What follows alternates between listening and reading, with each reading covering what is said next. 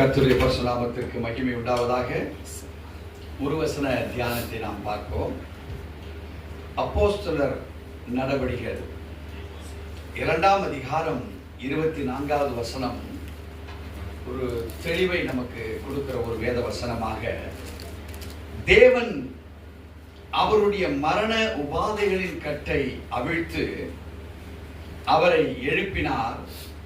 அவர் மரணத்தினால் கட்டப்பட்டிருக்க கூடாது இருந்தது.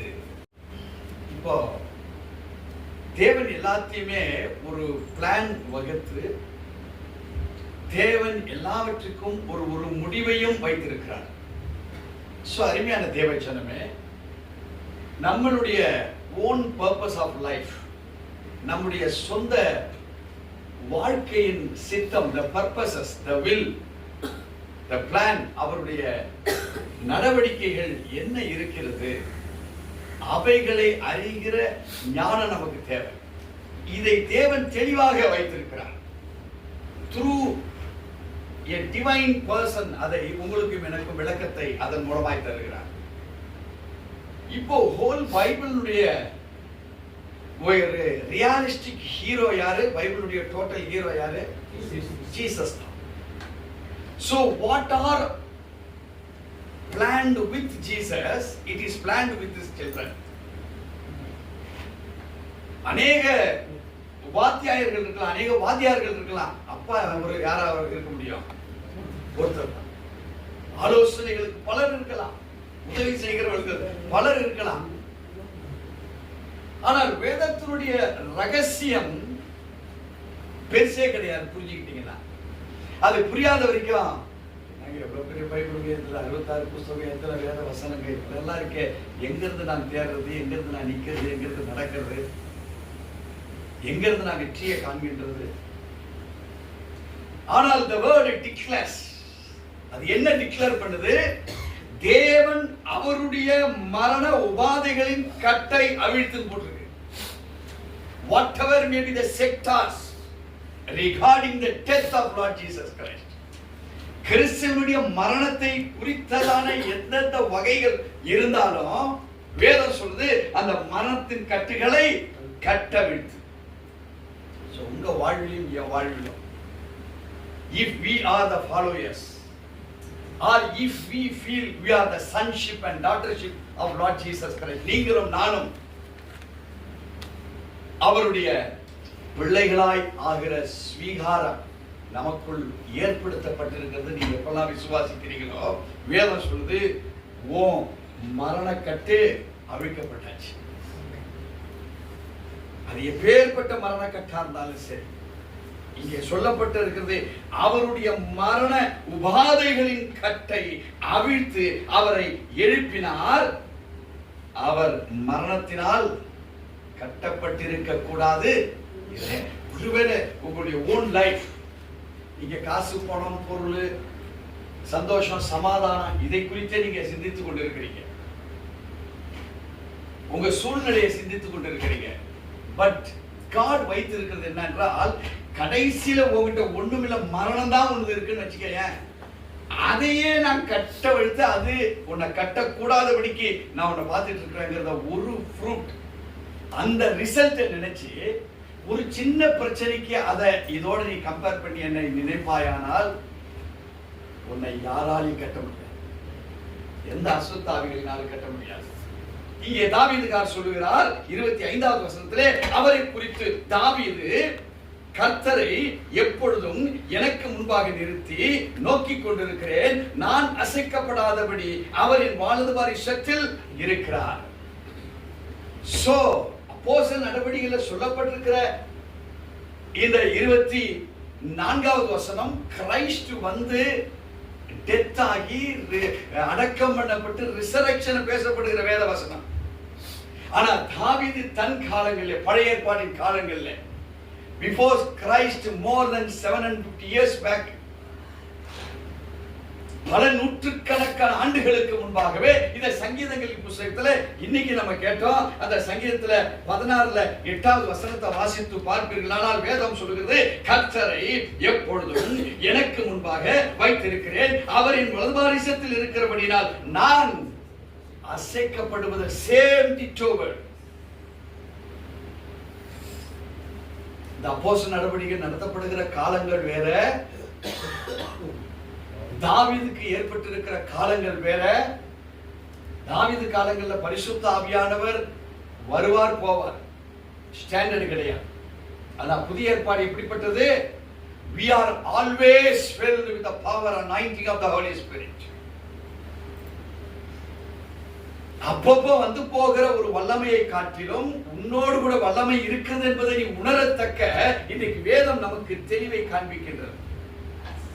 அப்போ உனக்குள்ள இருக்கிற என்ன ஃபெயிலியர்? பணம் இல்லைன்னு ஃபெயிலியரா? பொருள் இல்லைன்னு ஃபெயிலியரா? ஆசீர்வாதம் இல்லைங்கிறது ஒரு ஃபெயிலியரா? அதெல்லாம் ஃபெயிலியரே கிடையாது.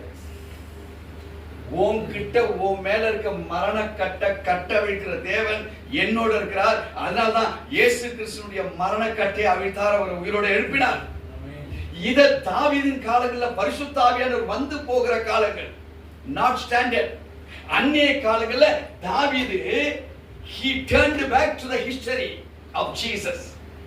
கிறிஸ்துவினுடைய சரித்திரத்தை பரிசுத்த ஆவியானவர் தாவீதுக்கு உணர்த்தப்பட்டபடியினால் எப்படி கிறிஸ்துவுக்கு தேவன் அவரை வலது வாரிசத்திலே வைத்திருக்கிறாரோ, இப்ப நான் அசைக்கப்படாதபடிக்கு நான் இப்பொழுது கிறிஸ்துவனுடைய வலது வாரிசத்தில் வைக்கப்பட்டிருக்கிறேன், ஆகையால் நான் அசைக்கப்படுவதில்லைங்கிற உறுதிப்பாட்டை சொன்னான் தாவீது.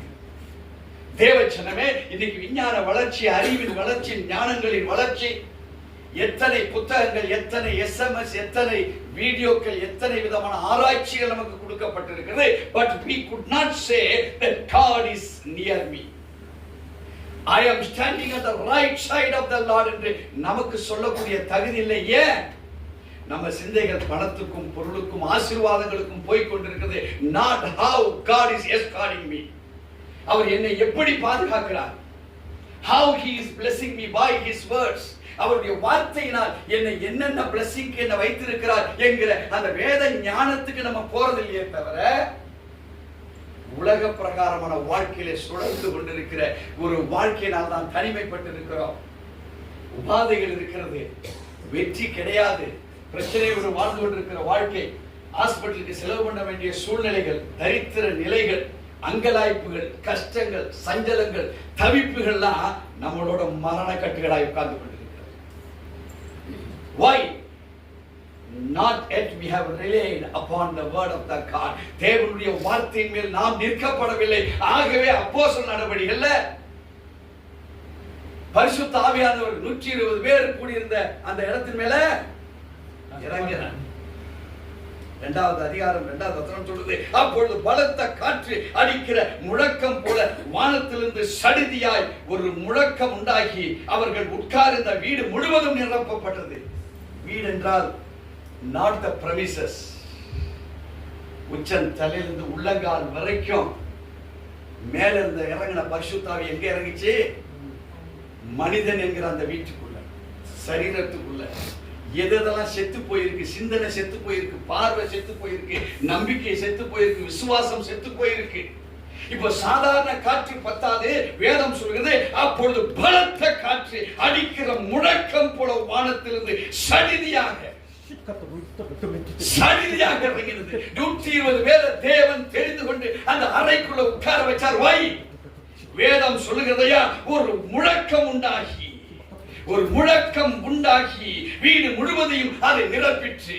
மனிதனுக்குள் நிரப்பப்பட்ட அந்த பரிசுத்த ஆவி மனிதனுக்குள் இருந்து நிரப்பி வெளியே வந்தது. இப்போ ரூம் ஃபில் ஆயிடுச்சு. விளங்குதுங்களா? ரூம் முதல்ல ஃபில் ஆகல, மனிதனுடைய ஆவி, ஆத்மா, சரீரம் மேல இருந்து மிகுந்த பலத்த காற்று. because they were all weak, பயந்து கொண்டிருந்தார்கள். ஏன்? ஜீசஸுக்கே இந்த கதி, நமக்கு என்ன? ஆனா அழைத்தவர் ஆண்டவர், பரிசுத்த ஆவியானவர் அழைத்தார். அந்த அரங்கத்துக்குள்ள போனாங்க. they came with oneness and spirit, the spirit of the Lord with the sound from the holy heaven. It descended inside of each and every person who were inside the building.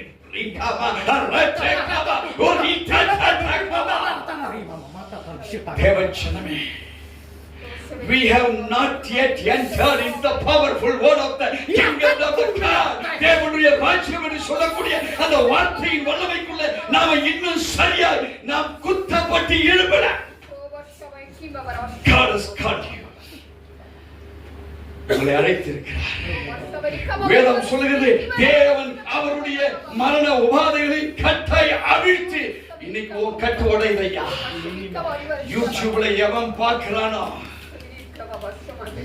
எவன் பார்க்கிறானோ அவன் கட்டு உடையதையா. ஏன்? அவர் மரணத்தினால் கட்டப்பட்ட குடாக இருந்தது. இதை தாவீது turned back to the history. தாவீது திரும்பி பார்த்த சரித்திரத்தை ஏன் நீயும் நானும் சிலுவையில் அறையுண்ட தேவன்